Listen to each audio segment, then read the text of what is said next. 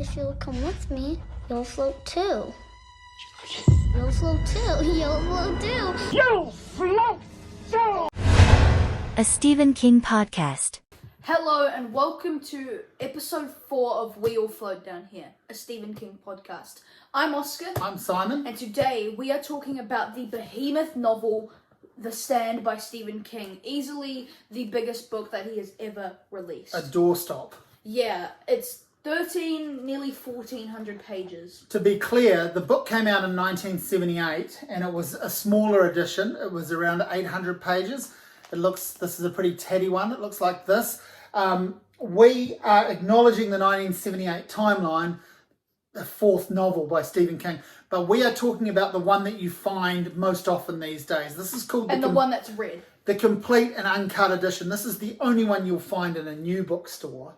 It has replaced that version. Stephen King added several pages. He updated the references from 1978 to 1990. This is the one most people know. This is the one that the miniseries that we'll talk about are based on. So this is the one we're going to talk about. There are some people that prefer the late 1978 edition. Neither of us have read that, so we acknowledge that too. Anyway, it's The Stand and it's huge. So the reason that he wasn't actually able to release it as 1,300 pages is his publisher couldn't even be able to glue that much paper into a book. Yeah, they couldn't handle the size at that time. And then they asked him, do you want us to edit out 500 pages or do you want to do it? And he did it. And in the uncut, there's over 150,000 new words, which is wild. That's like above the average book. Yeah. And it's literally just on top of another book, which is crazy. So I'm sitting here in my t-shirt of The Stand. I am a fan of the book and the idea of the book, but I have only read it once. I haven't reread it. I've watched the TV miniseries each a couple of times. I've read the graphic novels. I've thought about The Stand. I've thought about rereading it. But I love the kind of the iconography and the idea of it. But I don't flat out love it the whole way through. We'll talk about pros and cons. Why don't you talk us through the rough idea of the book, the plot? This book is about a virus that spreads all across the world called Captain Trips, and it ends up wiping 99.4% of the humanity. And then you kind of follow the survivors, and you also see how the world ends, and then slowly the good start to forge an alliance, and the evil starts to forge an alliance, and there's this sort of rumor about the Dark Man that keeps growing and growing until, climax. And it's this thing where it's these two tribes, but we as the readers are sort of watching that classic Stephen King Eye of God thing as he's surveying the territory. And we're finding out bit by bit that there are a few more people alive than it seems to begin with. And then they're finding that out. Like we're finding it out before they are. Isn't that right? Like we're learning about all of them, then we watch them interact. Yeah, there's still like 2 million people left in America. And starting to sort of people find those people, and it's just really interesting. But they need to rebuild their civilization. Yeah. So it is a wasteland. New America. Yeah. Yeah, there are ghost towns. There are like miles and miles of where there's just nothing, and obviously it's plague pandemic conditions where people, it's biohazard stuff. It's a pretty classic set of tropes. I first read this and only time I read this book was 30 years ago. So I read this in 1994, and it took me so long that I started it in one city in 1994 and I finished it having moved to another city in 1995. So it's pretty, it's literally a big book, and a pretty big book in my life. It was obviously the first book over 1,000 pages I'd read apart from it. I think it's about 1,100, isn't it? And it is the biggest book I've ever read. So, it sits with me. It's the biggest book I've ever read. And you read it more recently. I read it more recently. So, basically, this is, it's one of the most popular Stephen King books. It's like it's the number one answer to like what is your favorite Stephen King book, but I was avoiding it. Like I was kind of, because I knew close to nothing about it. I knew not even the basic plot. I knew that it was about the apocalypse, that's it, and I hadn't seen a movie or I hadn't seen the miniseries or the series, so I just jumped right into it for the podcast, but also just because, just for reading it. Yeah. Anyways. Classic book you got to get to. Yeah. And it was a bit frightening. I was a bit, worried to get into it. I had to prepare myself, and I had to find, a good time where I could read, odd 100 or so pages and get a good chunk into it. And you managed it in about a month, which is under. Yeah, 3 weeks. Good reading.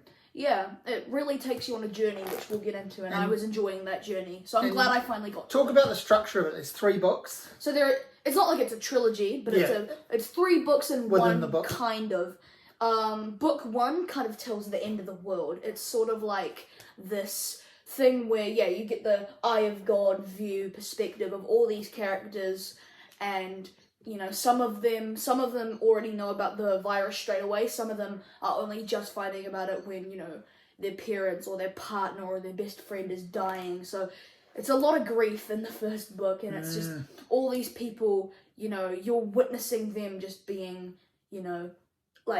traumatized in the first part, and just, it's kind of awful. Then book 2 sort of tells them all meeting together, forging an alliance, and then you're getting a little bit more of the evil, and you're getting a little bit more answers towards that, but it's still a little bit blurry. And then part 3 is the climax.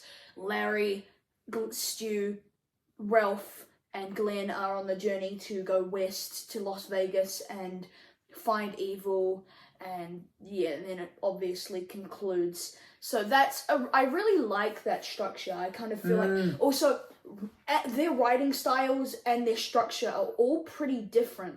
It would make sense if it was a trilogy. Stephen King, each of the 3 books, you mean? Yeah, true. And Stephen King really was going for an epic with this one. He said that his inspiration was he wanted to write a Lord of the Rings styled thing, but set in modern America. And just to go back a bit, this, like Salem's Lot, which was, at the time, is his other big book. This is filled with characters like Salem's Lot, and we talked about how Carrie is quite a small book, quite an insular small book about one family, just really about the mother and daughter, one school kind of. And then Salem's Lot is this whole town with all of these characters. And then he goes, even though it's a bigger book and a developed book, The Shining is still about one small family in one location, and it's a ghost story around that. And then The Stand swells out to more than one country, town. Country and states. All these disparate characters, and then how they interact. So it's that macro thing. Now, interestingly, with both Salem's Lot and The Stand, they started as short stories. So Jerusalem's Lot is about a 50-page prequel preview short story, and then weirdly with The Stand, given it now sits at 1,300 pages and was 700 or 800 pages when it first came out, it started off as a short story that's only about 8 pages, Night Surf. And both the Jerusalem's Lot and Night Surf short stories are in King's first book of short stories that came out the same year as The Stand in 1978, Night Shift. But he wrote... Which we're not tackling. We're not doing the short stories. We're only referencing this because it's, it's the inspiration for the novel. But 1969 is when he first publishes Night Surf. It comes out in a men's magazine or a literary journal where he used to publish short stories. And it's a pretty low-key short story. What it introduces really is the name Captain Trips, which is the name of the virus. I think he took that name from the nickname for Jerry Garcia from the Grateful Dead. Grateful Dead, great acid rock band from the late 60s, and King's writing this in the 60s. He uses music for inspiration all the way through so many of his books. And Captain Trips is actually a pretty horrible nickname that was given to Jerry Garcia because he would go around and drop little tabs of acid in people's drinks and spike them. Nowadays, you'd never get away with that, but he was seen to be enhancing their drinks and giving them a good time, so it was an endearing nickname, Captain Trips. But King uses it as the name for this virus. So that's kind of what Night Surf does. Amazing to think it then becomes this 1,400-page book. From 8 pages to 800 and then And 1400. and The Stand is also a music reference in the sense that it comes from the Bruce Springsteen song Jungle Land, which came out in 1975, which would have been when he was writing this, making it bigger.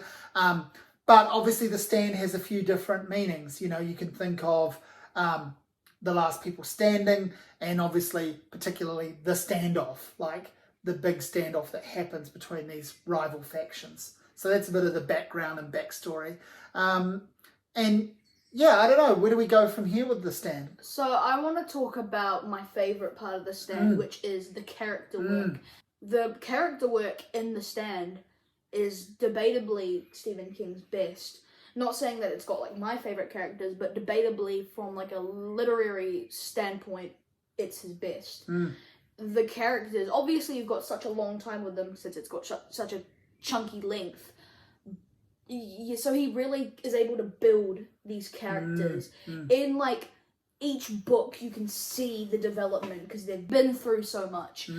And it's crazy. A cool range of personality types too, right? That's you've got like, you know, kind of lonely pregnant woman Franny Goldsmith, you know, just normal man Stu Ridman, but then you've got like psychopath like Trash Can Man and Lloyd Henry. There are so many drifters, as you say, loners, people with awkward personalities. Then you've got, talk about Larry Underwood. I love Larry Underwood. Yeah, I just want to quickly say before we get into that, there are just like at least 6 or 7 characters that are amazing, but Larry Underwood is definitely one of them. He is a rock star, and he is one of the contemporary artists of that time, and he's got this big hit out, and he's trying not to become a one-hit wonder. He wants to make it big time. He wants to keep getting these Billboard Hot 100 hits, and there's this one that's going around called Baby Can You Dig Your Man, and it keeps on reoccurring. It's like the soundtrack of the apocalypse that keeps on. And it's cool how King, you know, it being a book, you get the lyrics. Like you imagine your own tune, right? You keep hearing it in your head. So like when I was watching the Mick Garris miniseries, and I heard like, and they played that song for a wee bit, I was like, that is not the song that I was imagining. You had a real reaction. Yeah, it was like, since it was 90s, it was like 90s retro, like pop, and in my opinion, I sort of thought of it as like 60s.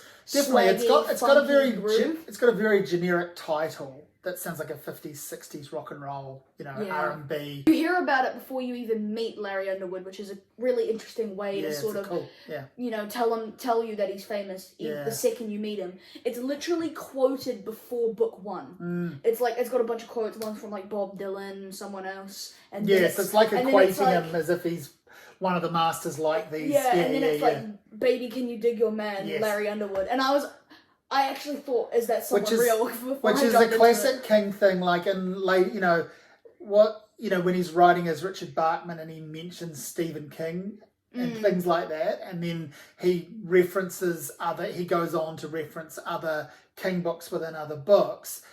Yeah, it's part of that thing where he's just having a bit of fun, right? And he's trying to set up his own invented mythologies as blending with real stuff. It's real great. Yeah. Another really underrated character is Lloyd Henry.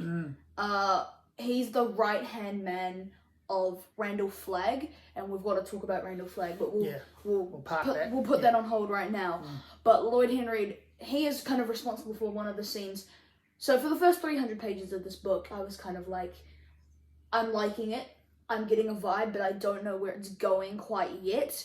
And then Lloyd Henry is kind of responsible for the scene at around about 300 or 400 pages in, where I was like, here we go. This book is not only good, it's great. And that scene was when he goes to jail for, you know, robbing a shop and, you know, killing someone. And so in the jail, because of Captain Trips, everyone is dying. Nobody can, like, help anybody. Like, the prison guards are dead. His cellmate is dead, and he's contemplating whether or not to eat him because he's starving. And then Randall Flagg appears, and he's like torturing him, you know, like, oh, I had this amazing meal, steak and milkshake, and he's like torturing him, and he's like, and then he frees him out, and they become buddies. They become evil pals to sort of, you know, bring chaos. And it's just, that's when I really started to realize, that this is a good book. Yeah, now I'm drawing on memories from 30 years ago, but I did a while ago pick up these really cool, now it'll probably glare a little bit, but I'm going to show you them in the plastic. I've got these comic book versions, which do a really, really cool job of retelling the key parts of the plot, the graphic, and I've read the bigger graphic novels from the library, and I like the way that they helped me rekindle some of it, and obviously watching the TV specials, which we'll talk about, the miniseries and then the series.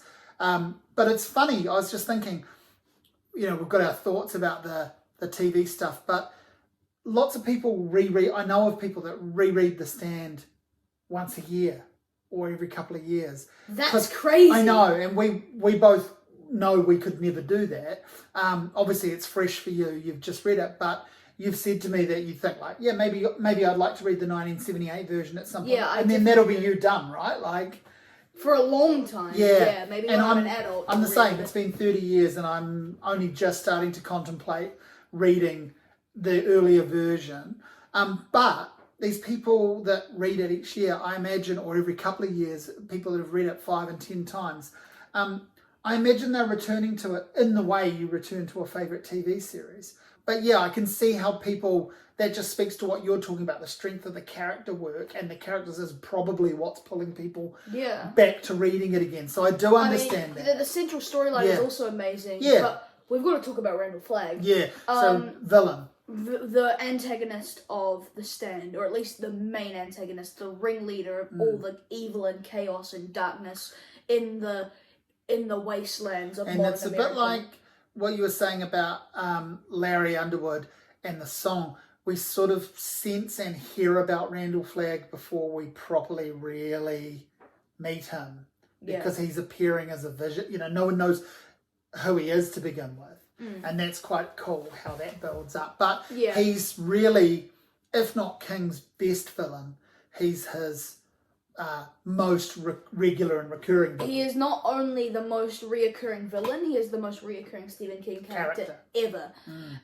He's in The Biggest Book. He's in a little fantasy novel called Eyes of the Dragon, a standalone from the 80s, in like 84, 85.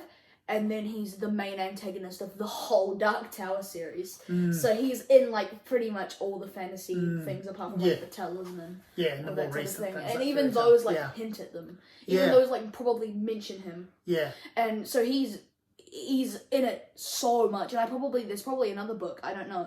But yeah, like obviously Stephen King loves this character and has a great time writing about him. Yeah, because he's got this supernatural element where he can take him wherever he wants. Yeah. That's the beauty of it, right? Like he's malleable in a way that a pure human character is not. So he can have really good fun with him, making him reappear out of nowhere. He having a mysterious backstory that he can He's not my favourite character, favourite villain, but he's got this thing where it's like he's very mysterious. He's not out there and like really fun, or not fun, but like he's not like out there in a way that Pennywise or Annie Wilkes is. He's just like really, he's like Darth Vader. But I wonder if he might have actually been a little bit of a reference point in a way for Pennywise, because again, you've got the supernatural thing, you've got the people being plagued by the idea of something before we've got a name, and then having a name before you've got an actual face, and it being not just a person or not just a character, but an embodiment of evil.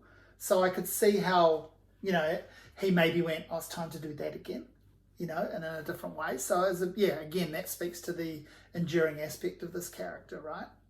And then talk a little bit about the Las Vegas setting, because that's interesting. That's kind of when you get all the wild, wacky evil. It's almost like the Hades, Dionysian underworld revelry, right? And that to me plays on the idea, obviously, of Vegas has had the tagline Sin City forever, and it's also now what happens in Vegas stays in Vegas. So it's almost like King decided to just make a living 3D diorama of Las Vegas and throw whatever he could at it. I'm not the biggest fan of that sequence, but it's one of the more notable parts of the story. It's interesting because some people think that's where the story absolutely comes alive. Other people go, I'm getting bored of it here. Yeah. And I think that's the thing with The Stand is we can tell you one thing or two things, our opinions on it, but the things we don't like about it are going to be the things some people absolutely love. And in that sense, it's quite an interesting book, right? Like to discuss. That's why as many pages as there are in it, there's been so many essays and books and podcasts and things referencing The Stand and people really trying to unpack it because it means so many things to so many people. Yeah, and there's just so many, like, even though there is a bit of bloat, which we'll get into when we get into the cons very soon, there's still a lot of just amazing scenes that happen really thoroughly. Really want to give a big shout out to a sequence with the kid and the trash can man. So the trash can man is like the psychopath. He lights fires in people's trash cans and mailboxes. And he meets up with this guy called the kid who even is a bigger psycho, and apparently that's not in the I was just going to say that's a whole new thing, right? So but it's great. It really gets twisted and dark quickly, and it's like 30 to 50 pages, I'd say. But it's great. It's one of my favorite parts of the book as well. And before we get into the cons, I just want to say maybe the best scene in this book is when Stu Redman and Larry Underwood and Glenn Bateman and Ralph, or is it Ralph Bateman? Anyway, they go on the journey to, defeat Randall Flagg, and Stu slips over and breaks his leg, and it's a traumatizing scene where they're just trying to figure out, do we leave him or do we go ahead? And, even Stu, the one who's lying on the ground in pain, wants them to keep going. But, Larry Underwood wants them to stay. And then it's just a big conflict, and it's when it really, there's 200 pages to go at this point, and that's when it really starts to get And that's classic Adventure Quest, stuff again, isn't it? It's great. Yeah. One of the things that, this is kind of a con, so we can segue into that. I wanted more of that. There's so much build up to this, and then when you're getting the perspective of them on the journey, you're also getting much more Vegas stuff. Yeah. But I don't know, maybe this could just be me, but I didn't care nearly as much about the Vegas stuff as the journey between, the four main men. If Stephen King decided to actually give that a bit of meat to it instead of literally every single thing else in the book, it would become one of the best parts of the whole book, if not the best part, the takeaway, amazing part of it. But he kind of only gives you 50 solid pages, maybe 70 of them on a journey, and there's that one scene, and after that they're pretty much captured and taken away by the men and have reached west. So I really just wanted more of that. So the other thing that we need to talk about is Mother Abigail. So we can't get into the cons right now. She is the flip side of Randall Flagg, basically. She is... Thanks for reminding me. This is not a con, by the way. Mother Abigail is amazing. She is the oldest woman living. Yeah, she's 108. 108. And she is, again, she has magical kind of properties. She has the ability to heal and help people that are, she can, I guess, translate the visions that people are having. She can explain and translate for them what's going on. And she becomes this, leader of a faction, basically. Yeah, right? The Free Zone Committee. They flock around her and she builds this community. She's the one who sends off those men on the quest. Yeah. In book 2, you get the perspective of her before she's speaking to these people in their dreams, trying to build them together.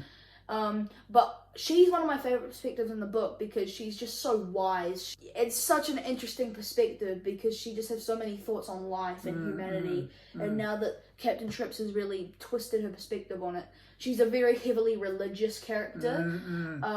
Spiritual, religious, yeah.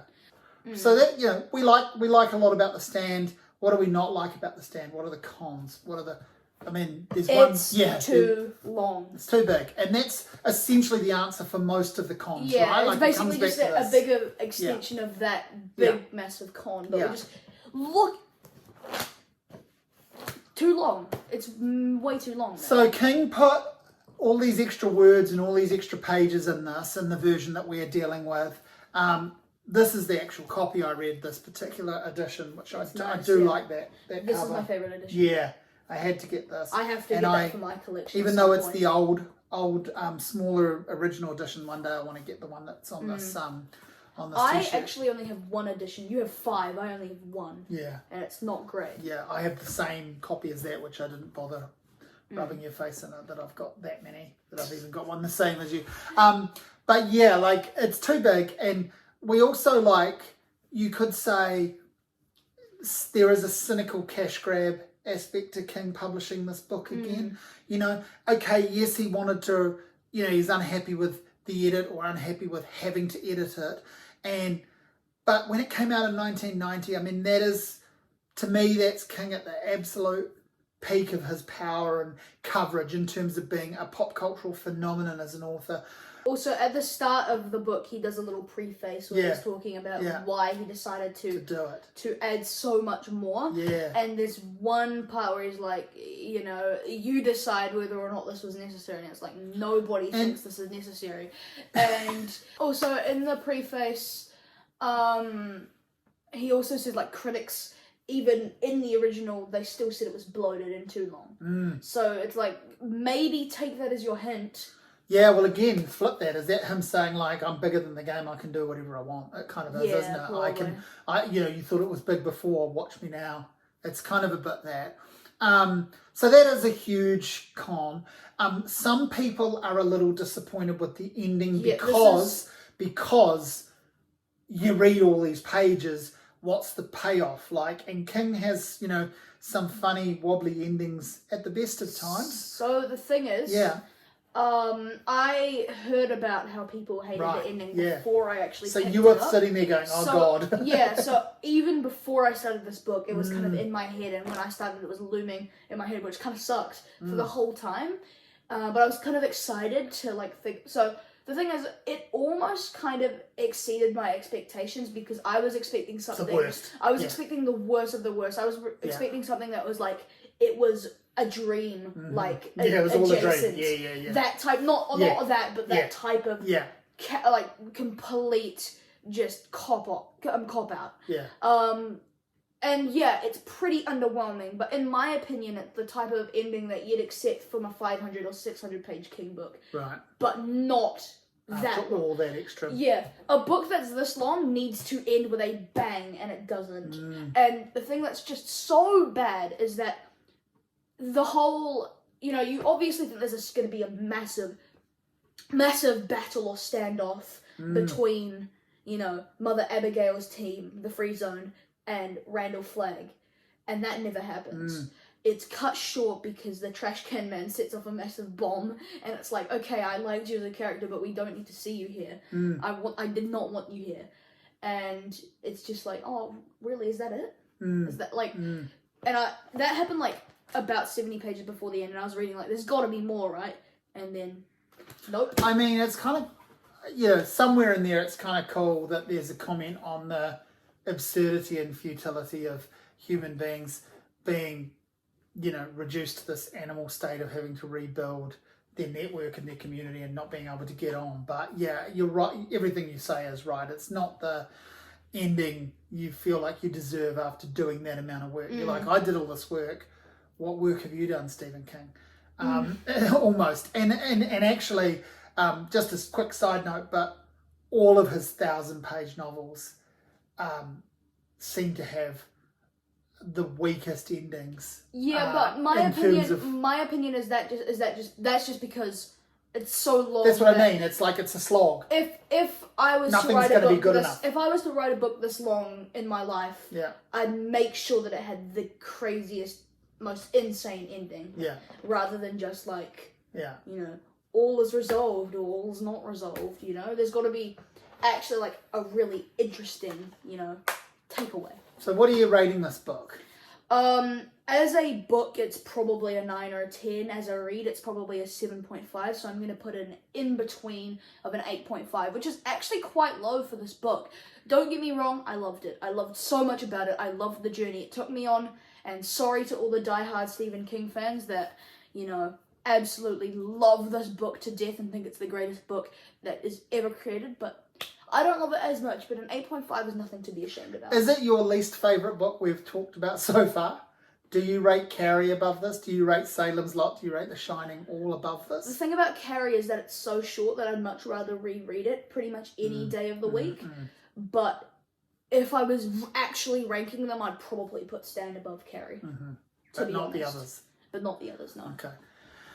Yeah, But that's not an insult because Salem's Lot totally. and Shining are great. Totally. I like your thinking. I feel similar. I think it was, it's a 9 out of 10, maybe a 10 out of 10 for the audacity, just the scope of the project, the sort of iconography, the legacy, the idea of it, it's a classic.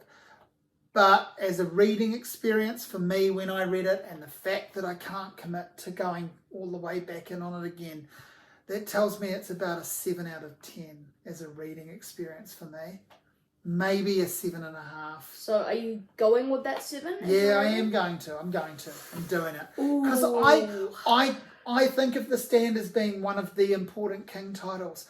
But It's one of the most celebrated books of all But time. I don't think of it as one of my favourite. I could name 10 books already. And Yeah. there are several I haven't read that I'm going to read for this podcast that might that might be better than this.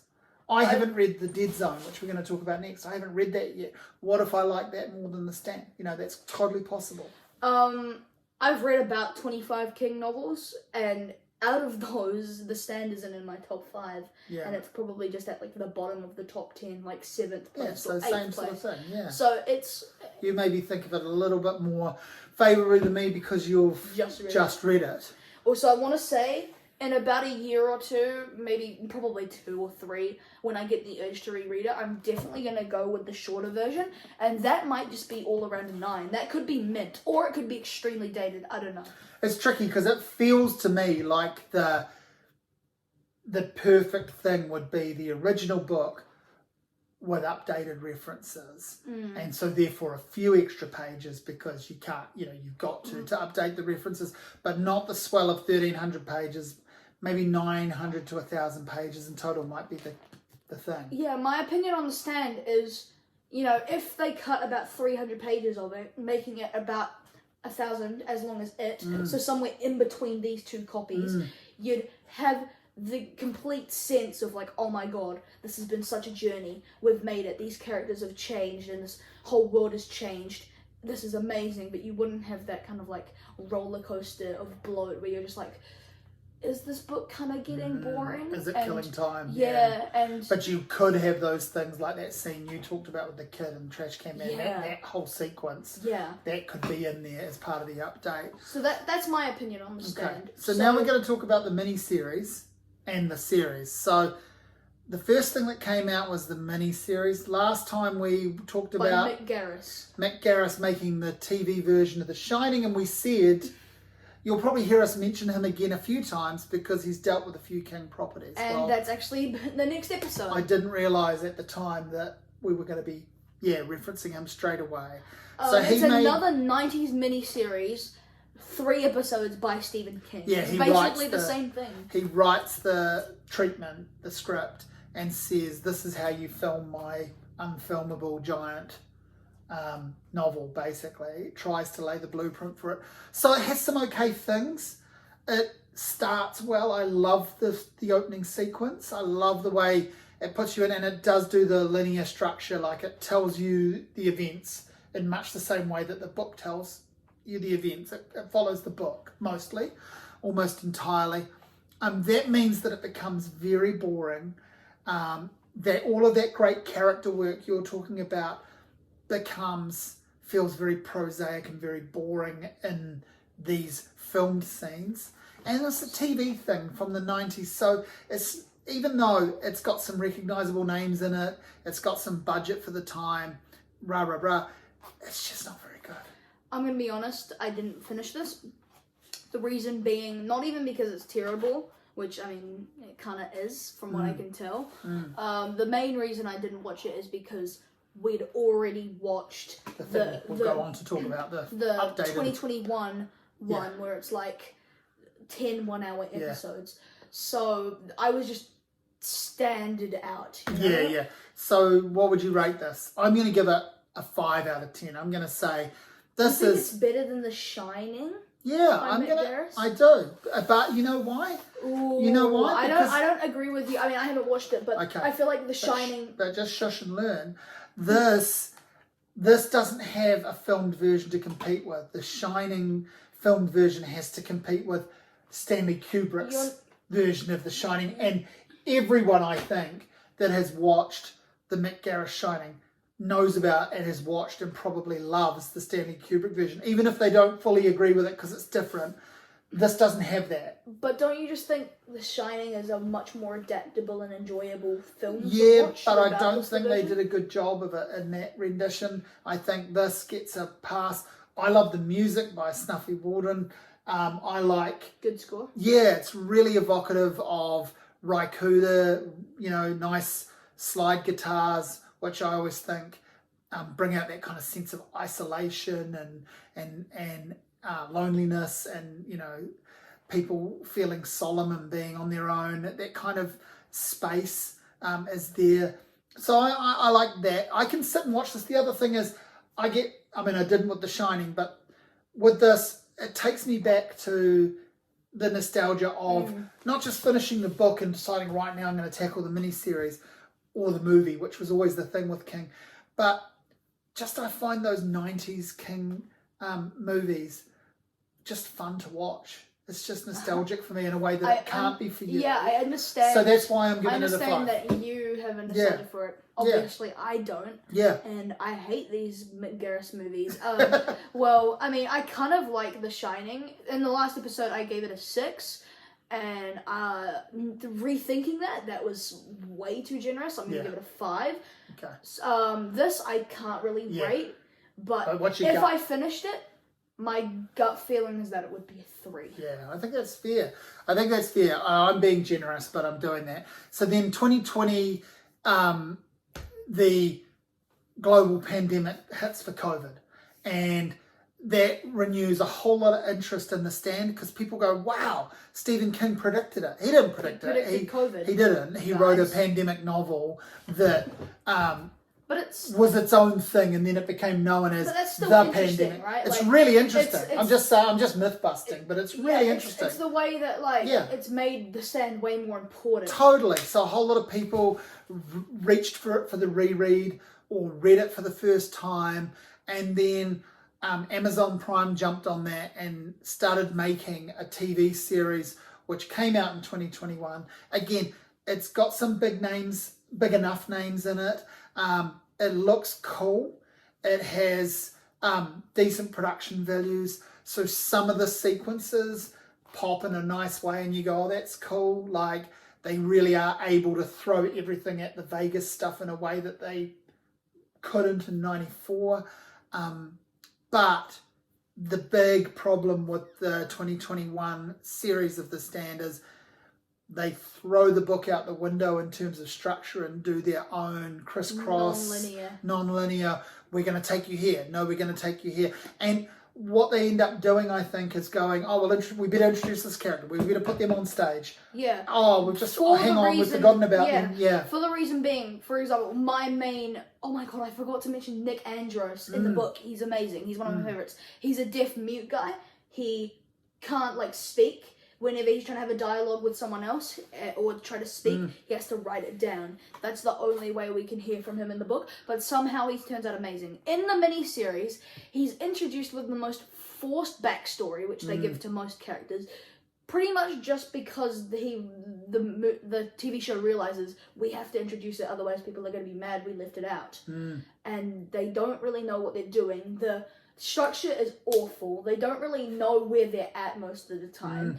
Even as someone who finished the book a week before, I still felt like, wait, where are we at right now? It sucked. It was terrible. And it was my second time watching it, because I watched it at the time, and that brought back some memories of The Stand for me. But you're right, it was very convoluted, and I was kind of like, what? Where am I? And why did it have to be so long as well? 10 1-hour episodes? No. So we've got this dilemma that one of the great Stephen King books, one of the great epics of the last 40 years can't be filmed. It People can't be. haven't got it right, and now with 2 failures, basically, it's not going to happen, is it? And I think the problem is the reverence people feel to the material, that they have to include everything.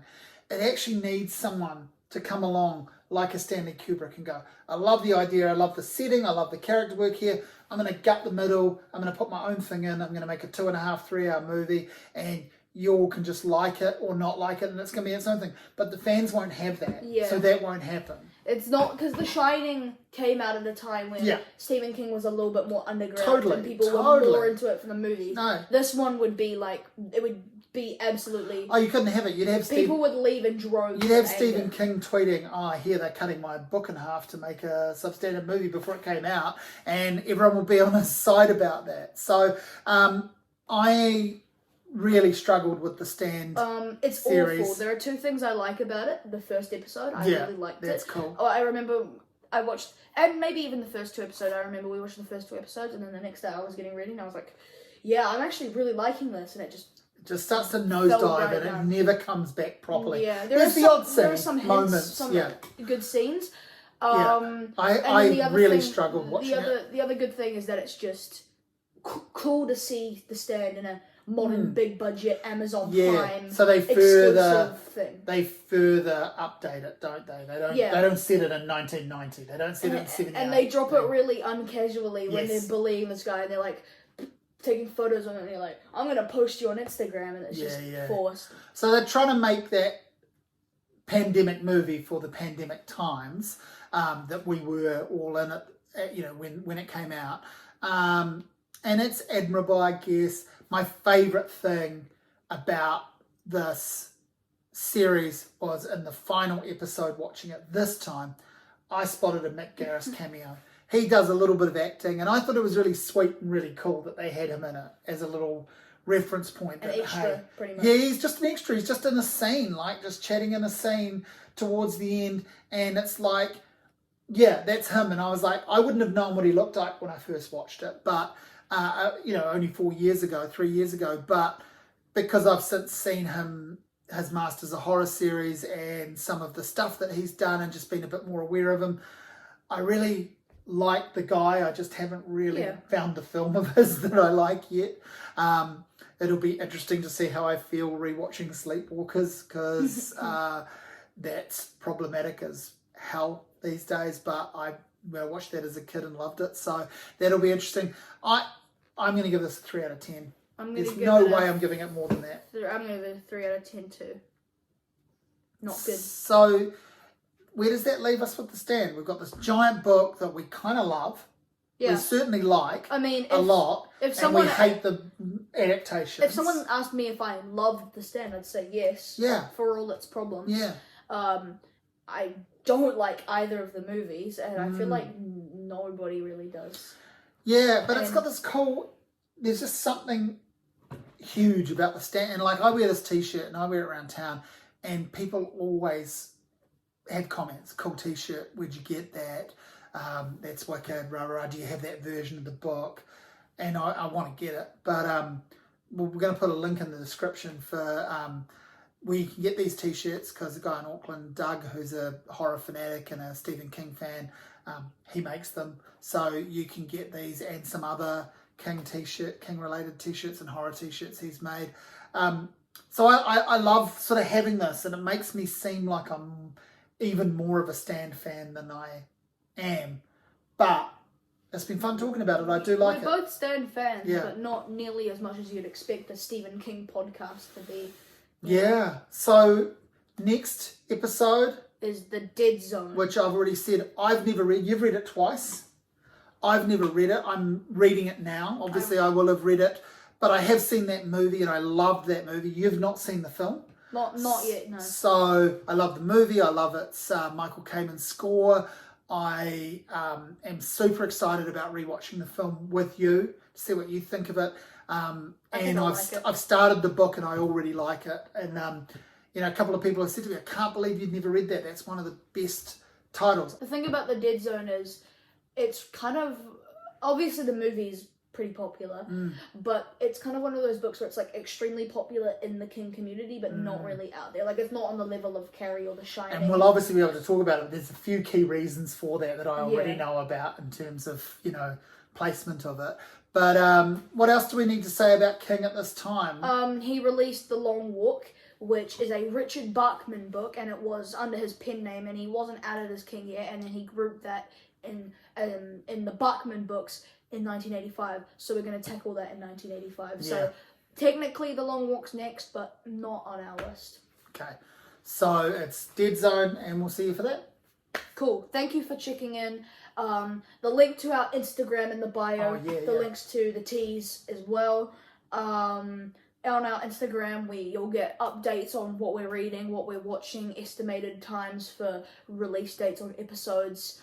And some stupid Stephen King memes. Stupid memes, because why not? Yeah, and you can drop us a line there or Drop whatever. us a comment down below, subscribe, and we'll see you in the next video.